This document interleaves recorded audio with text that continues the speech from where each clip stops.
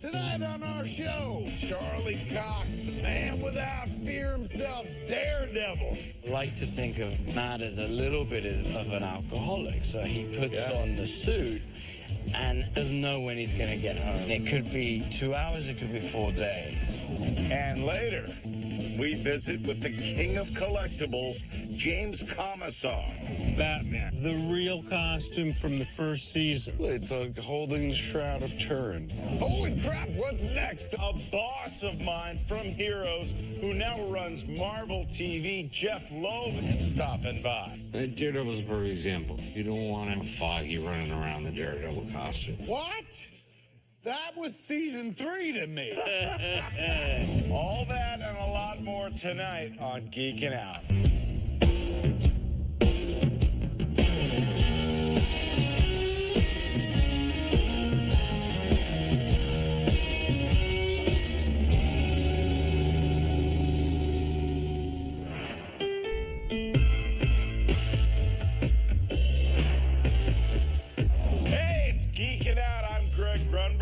Kevin Smith, and tonight it's going to be a marvelous evening of entertainment as we sit around. Thank you very much, little pun intended.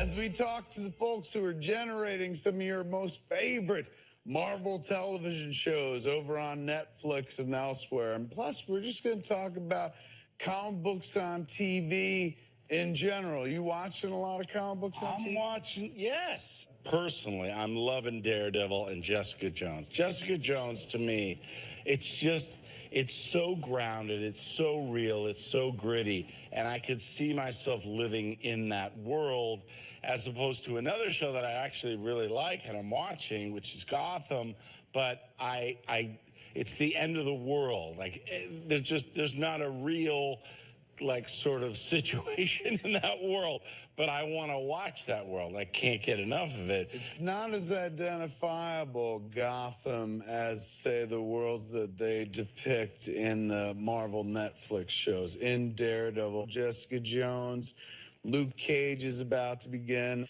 and then Iron Fist, and then the next thing is a miniseries that brings them all together called The Defenders. Which is amazing. World building. Avengerizing the universe is what they call it. In the 70s, like $6 Million Man begat the Bionic Woman, and suddenly you had a universe, a small universe, and they'd had other spin-offs or TV movies. But they didn't plan it ahead of time. This is the way I look at it. I say, okay, Marvel has all these great characters and properties, and they want to do all these different shows. But to announce at the beginning that the Defenders, or they're going to be interlocked and they're all going to be working together, now I see it as one. I've got to consume it as one. I'm going to do it because I want to see how they're all going to interconnect. So I think it's brilliant. They didn't do that back in the day. Back in the day, it was $6 Million Man was so successful. Oh, let's try Bionic Woman and, Let's spin off. They called them spin-offs then. You are about to show us an interview that you did with Charlie Cox. That's right, man. The man without fear himself, the gentleman who plays Daredevil. I went and wrote that character for a little bit. Like right before Dogma came out, I got to work on Daredevil. It was my first comic book work for a character I didn't own. And so I did it with Joe Quesada over at Marvel. And, I've got a deep affinity for the character. I wrote Matt Murdock's voice, but he defined Daredevil. And he is Matt Murdock. And we got to talk to him on a roof. I spoke to Daredevil on a roof. On a rooftop in New York. It's kind of cool. It was in the daylight, though, so I don't know if that counts. Let's check it out.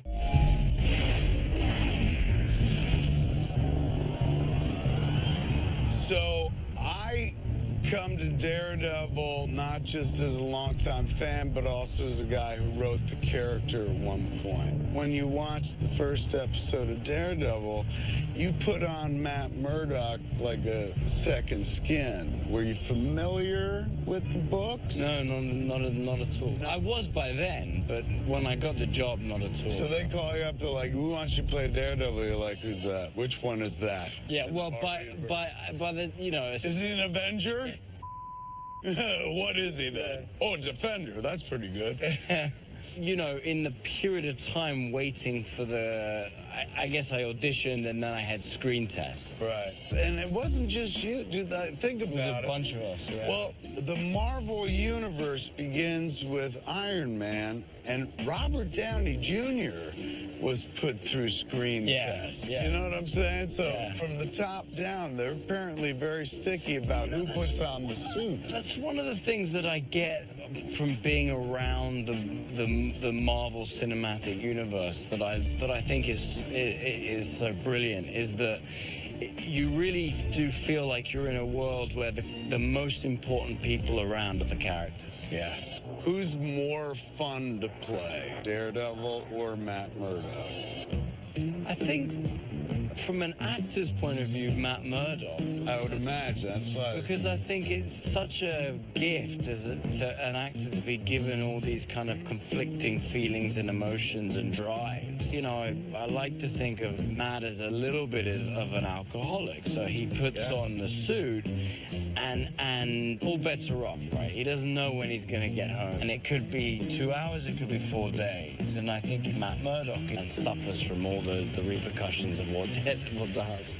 This is a Daredevil purist. This guy has been reading for years. One of the most interesting aspects of the character that other comic book characters didn't have is the dude, he liked to have sex. This is a dude who's just had a lot of girlfriends. Yes, on rooftops, and he was a guy who made out because they were like, you poor blind man, and he's gorgeous and stuff. So he's had a lot of lovers. So when they did him and Claire, before, they ever got to Karen, and then next season it was it's him and Elektra. Yeah, that plays really nicely alongside the Catholic guilt, you know what I mean? Absolutely. Which were you raised Catholic? I was, yeah. So was I. Maybe that's why the character always appealed to me and stuff. You're able to bring just that little extra edge of I know what it feels like to sin. And have to go into a confession and talk to a stranger. Right. And have it play. You work with Azario, who's a friend of mine. Yeah. She's amazing. Isn't she fantastic? Like the nicest person. And she's a huge comic book fan. She's a huge nerd, man. And what I love about what they've done with her character, she's the through line. She's the thing that keeps all these 4 shows together before the Defenders. Yes, which means she's probably going to be at the heart of the Defenders miniseries. I hope so. I'm guessing. I know he ain't going to say it. I know, I don't even know. They don't tell me. Dude, I will get more information from you. I was doing this play in Manhattan. I would leave the play and there's loads of Daredevil fans outside. I'm getting information of those guys. They're telling me. I found out that way that we were doing a 3rd season of this show. Congrats on season 3. You're like, oh, it is? Yeah, I was like, great. Yeah, man, the fans will take you far. Coming up. The thing about being Daredevil on this show is he takes a beating every episode. Yeah. And later on, I hope that we get to do Daredevil meets Jay and Silent Bob, because that's what I'm hoping as well.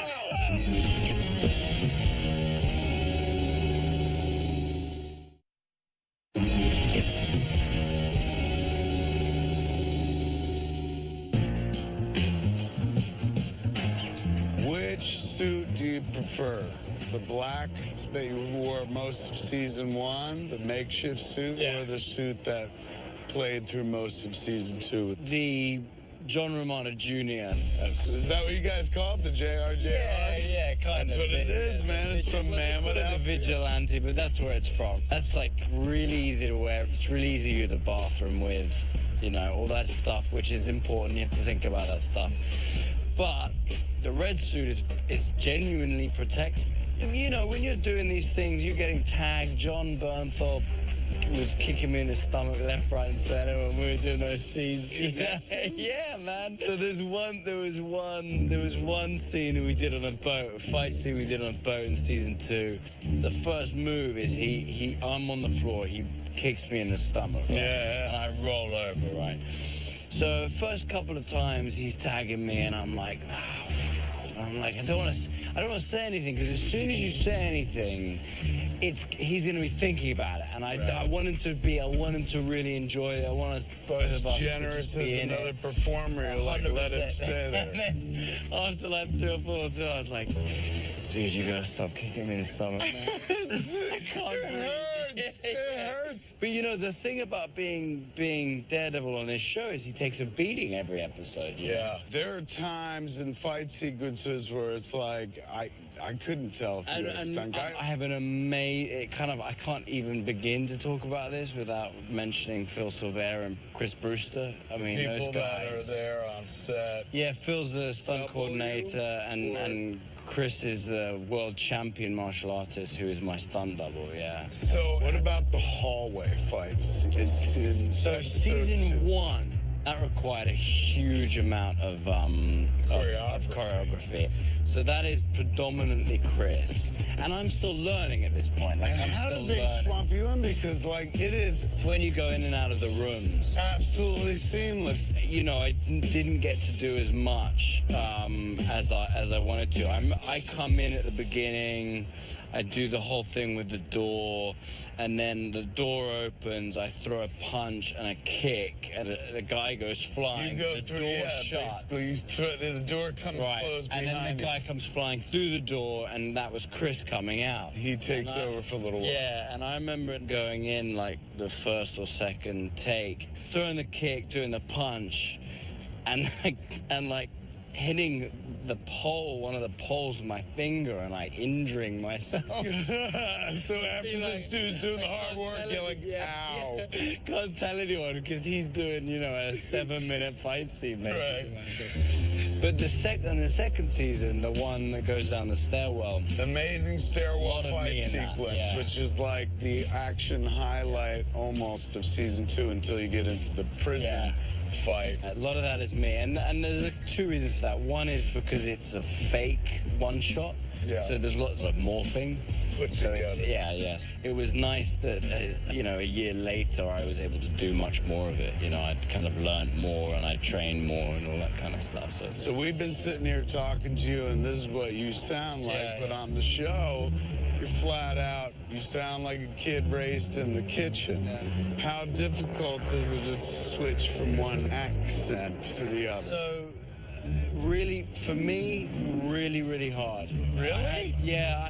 Do you work with a linguist? Oh God, I've done hours and hours. Like it's the one area that, for a longest time, I genuinely thought I would never play an American on television. What is a repetition of just saying things in an American accent? It's little things that give you away, like hesitations. So if I'm speaking in my accent and then I think about a word, I'll say, and that sound, even that sound, is different in an accent. Right. So it's like you got to learn to like hesitate in an accent, you know. Even a throwaway moment like that. Yeah, you got to, because anything like that will give you away. And then I do this thing which is a little embarrassing, but you kind of have to. The job is more important, so I get over it. Which is I stay in it for a month before. You're one of those cats? Yeah, I do. So once you start doing, you're in it. When I work on the show, when I first meet them, they think, oh, he's that one of those guys. And I get over that. And then by the time we're filming, then it's like, it's old news, right? No one cares. So weird, because you imagine, like, the biggest hurdle is you have to do all this physical stuff in the middle of acting. You have to pretend that you're blind. You have to do all these things. Yeah. And then on top of the thing you're worried about most is, like, I cannot sound British. Yeah. I have to sound American. It's just another thing you have to worry about. One more added on top. I've enjoyed watching season 1 and season 2 all the way through. You're absolutely crushing it. Hey, man, thank you so much. Yeah. Well done, bro. Well done. Thank you so much. Let me tell you something about Charlie Cox in that interview, man. My nipples were hard. I was a little turgid. Really? Because he's easy to look at. The gun show. Did you see the gun show was in town? Yes. Like, he spends a lot of time working out to get ready for Daredevil. Not only that, the way they shoot their stunts, it's a lot of one shot. Can you imagine? They get it all right. They come up from the parking structure, up into this thing, and then they're on you. As the director of film, you're the guy I'm looking at the most going, don't drop the ball, don't drop the ball, don't drop... He dropped the ball. Gunberg dropped the ball. Always. We pulled the grunny, and then back to one. We pulled a grunny. Coming up. Hey, did you guys watch any TV growing up in the 70s? No way! You're kidding. This is the original. I am relatively sure that is Marker. And later on... My honest passion comes from the Universal Monsters. That's your geeking out? That's what you geek out about? Total geek out.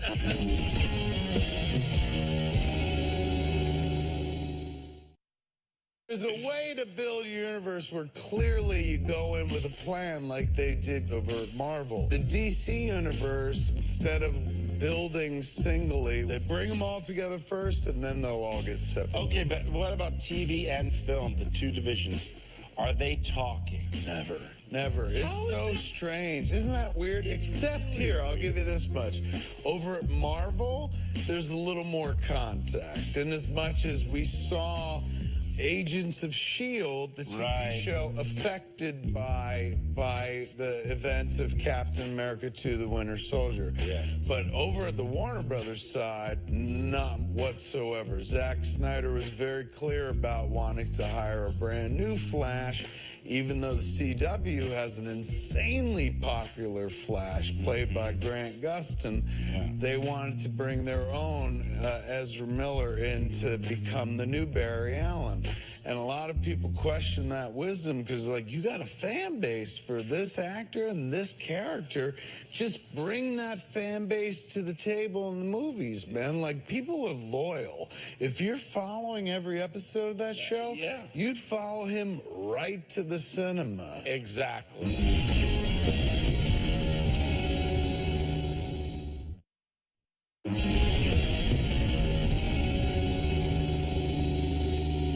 Oh, my Lord, man. It's like the Indiana Jones warehouse. Exactly. This is James Commissar's warehouse. Behind these doors are some of the sets, all the props from every Star Trek. He has every outfit and every weapon from the original series. No.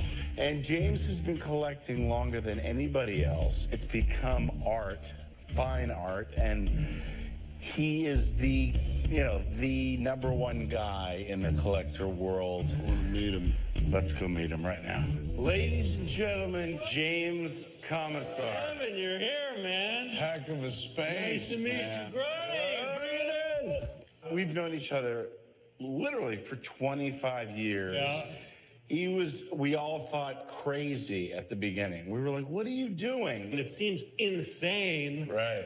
that everybody doesn't know the value of this stuff. But when I started in the early 90s, if you had a truck and you show up at the studio and say, hey, man, I'll haul that stuff away, you don't want it, they're like, you're going to save us on a grip crew? Get it out of here. And now I have 10,000 of these TV treasures. I just picked up Walter White's meth lab. Kidding. We just Sue Sylvester's tracksuits from Glee. It's awesome. We're here to save television. I'd like to introduce you to Captain Kirk, original series. Mr. Shatner was known to put on a few pounds during filming, and so they had to have a contouring garment. Spanx. No, I did not say Spanx. For the record, I did not say Spanx. When Captain Kirk and Uhura kissed, this is the first interracial kiss on television. So Star Trek wasn't just a light little show. It was quite important. And this look at the incredibly cheap piping that anybody could just bought. Yeah. Like, it wasn't created just for them. They were like, let's go grab some gold. Did her mother make this outfit for her the night before? So this is a hidden zipper. These were all made by a guy called William Ware Tice. This is a hidden zipper that goes through. He was very brilliant. So he told me that for the visiting aliens in the 60s, he had less than $10 to create each costume, and normally not more than 2 or 3 days.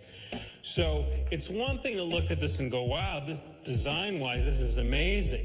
To think that they had just a few minutes and a few dollars to create magic, when you contextualize it like that, yeah, it's like, wow. Yeah, incredible. Hey, did you guys watch any TV growing up in the 70s? Never. Get over here. 1, 2, 3. No way! Wow! Are you kidding? I am not kidding. You decapitated Puffin stuff.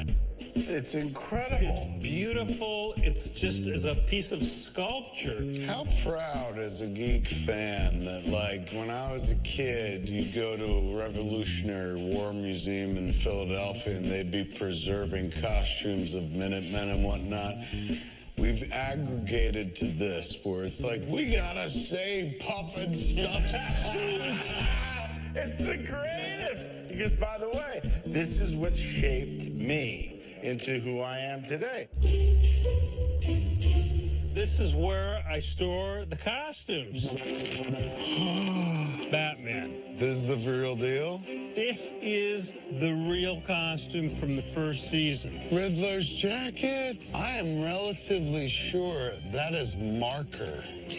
Is it? Right. This is Robin the Boy Wonder and his much talked about trunks. This symbol right here, which is just a piece of cardboard with printing on it, has changed my life. It's crazy. It's like holding the Shroud of Turin to some degree. How about George Reeves' original? You're kidding. This is the original. Okay, let's just let this happen. From The Adventures of Superman. George Reeves, at the end of the season, would cut the emblems off his uniforms and send them to sick kids. No. So it took me 10 years to find an emblem that went back on this tunic. And think about it. This was presented in black and white, so the color really didn't matter. This is just amazing. So I know you're friends with Ben Affleck. When Ben was doing research for the show, he came out and he wanted to see this.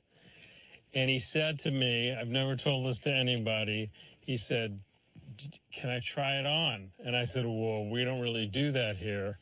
And I could see in his face that he wanted to connect with the character. I let him try it on. Wow. And the first thing he picked up on is, man, it's so tight and hot. How did he perform in this? And you could tell that he was just taking it all in, and hopefully it influenced. So what, is he suddenly taking acting seriously? Because he's never once was like, I gotta go research my character. Did it live up to what I told you? I want to go change my pants. Coming up. Big question that every fan has. Is he going to wear the headpiece by the end? You have to watch the show. Are you kidding me? We're talking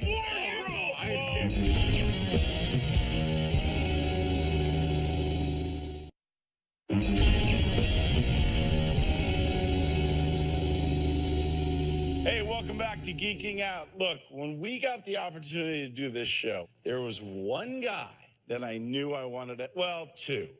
J.J. Abrams, obviously, and Jeph Loeb. I got the chance to work with Jeph Loeb on Heroes. We bonded. I literally love you, and I cannot thank you enough for being here.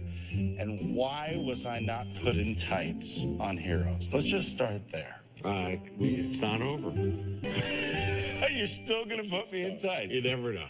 how faithful are you to the comic book story? Do you hear from a lot of people when you go to Comic-Con? They're like, what are you doing? It's like, this is nothing like the comic. Daredevil's a perfect example. What's important is that Matt feels like Matt, Karen feels like Karen, Foggy feels like Foggy. If we get that part right, then we're in good shape. If all we're doing is taking the comics and blowing them up and putting on it, then the audience is sitting there going, oh, I already know what's going to happen. You just have to be careful. You don't want a Foggy running around the Daredevil costume. What? That was season 3 to me. Foggy puts on the red suit. You're bringing Power Man and Iron Fist to life. Yes. You know, heroes for hire. Eventually. Danny Rand's the Iron Fist series. The big question that every fan has is he going to wear the headpiece by the end? You have to watch the show. Are you kidding me? Overtime! I'm kidding. Wardrobe! Come on! No, these are things. We got you out of work today. Seriously, like 9 more series. That's a good day for you. When are we going to see Cloak and Dagger? When are we going to see like a trailer for that? We're just starting. So we're literally at the pen and paper stage of that. There you go. There you had a little scoop for yourself. Yeah, that's Huge. You've done a lot. You've accomplished a lot. Is there something like, oh, I'd love to do a Western? My honest passion comes from the Universal Monsters. That's your geeking out? That's what you geek out about? Total geek out. Wow. And the other person who geeks out about that is Jeph Johns. Okay, If for the tomorrow- millennials watching now who are like, what is the Universal Monster? Well, they do know that it's Frankenstein, it's Dracula, it's the Wolfman, not werewolf. It's the Wolfman. But what people don't understand is they were doing this in the 1930s and the 1940s. What we're doing now, they put them together in other movies and they fought each other. Universal Monsters fan, does that include when they go meet like Abbott and Costello? The best. Really? So that's also in No, canon? but you see, that's the whole thing. And look, at a certain point, yes, I hope that we get to do Daredevil Meets Jay and Silent Bob? Because that's what I'm hoping as well. Please, dude, save my career and characters. All right, I'll play a little game with you, if you don't mind. These are classic lines from movies, or not.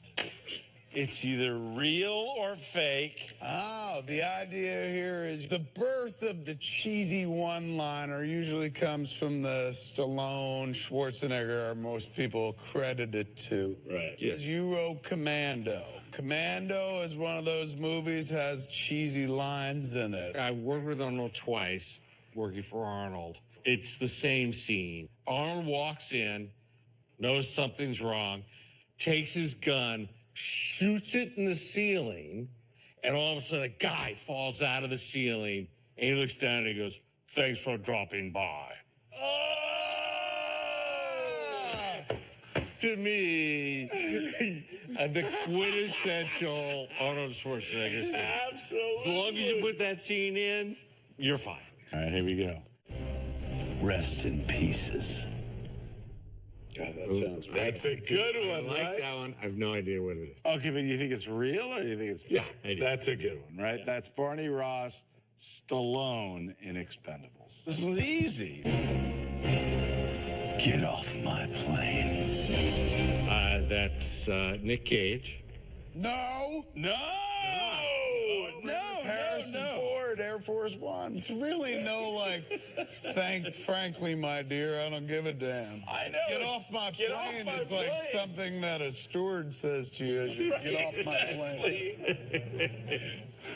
There's something in your teeth. My fist. Is that... Were you making a pass at him? It was so low voiced. I was like, wow. It was real. What do you think? I'll go with real. No, fake. I hear that that's in Star Wars 8, and you just I can't say anything. I believe that's the first line that Mark Hamill as Luke Skywalker says in the new Star Wars series. It's it. We just What's broke in your through. teeth? It's my fist. I'm officially ending that game now. Yes! You, my friend, did a great job. Jeph Loeb, everybody. Well Jeph done, Loeb. A writer's writer. The Marvel Man. Does the band play now?